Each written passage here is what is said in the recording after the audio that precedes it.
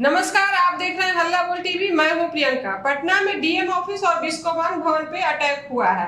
घायलों को क्रेन से निकाला जा रहा है। क्या है पूरा मामला, आइए जानते हैं हल्ला बोल टीवी के संपादक दीपक शर्मा। देखिए, मामला ये है कि ये मॉक ड्रिल है और एडीएम ने वॉकी टॉकी पर इसकी सूचना दी कि हमला हुआ है, हवाई हमला हुआ है बिस्कोमान, पटना के बिस्कोमान भवन और पटना के डीएम ऑफिस पर। इसके एनडीआरएफ टीम पहुंची वहां और तुरंत घायलों को निकाला गया, अस्पताल ले जाया गया। क्या कुछ हो रहा है युद्ध को लेकर, एयर स्ट्राइक को लेकर, कैसे मॉक ड्रिल आज पटना में चल रही है, ये हम आपको बताते हैं। तो पटना में युद्ध की, एयर स्ट्राइक की मॉक ड्रिल हो रही है। पटना के डीएम ऑफिस और बिस्कोमान भवन में आज एयर स्ट्राइक की सूचना एडीएम आपदा ने वॉकी टॉकी पर दी और कहा कि पटना डीएम ऑफिस और बिस्कोमान भवन में जल्दी मदद भेजिए, यहाँ एयर स्ट्राइक हुई है, हवाई हमला हुआ है।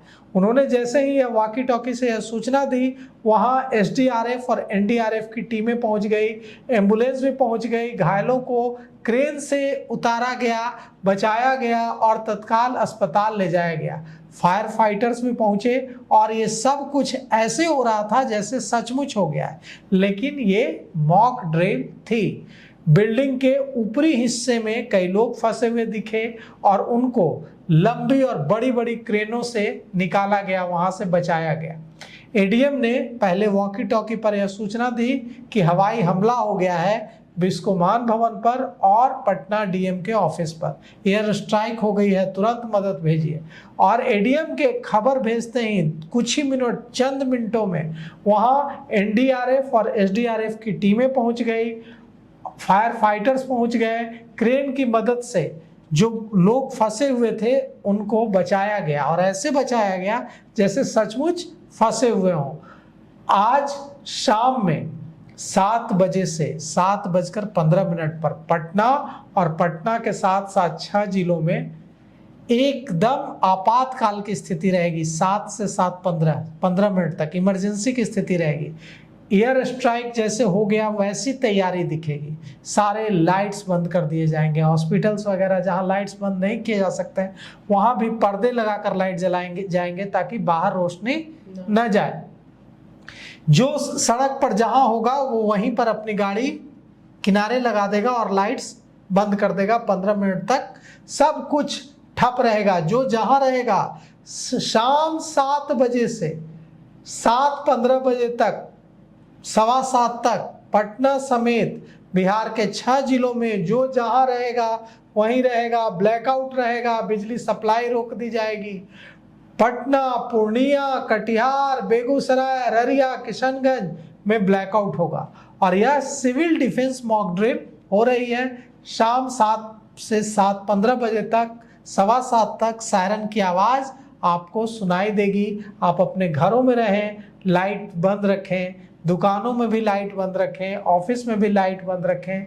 और यह कोई खतरा नहीं है, बल्कि अगर कभी खतरे की स्थिति बने तो उसके लिए हम कितने तैयार हैं, ये तैयारी की कोशिश है।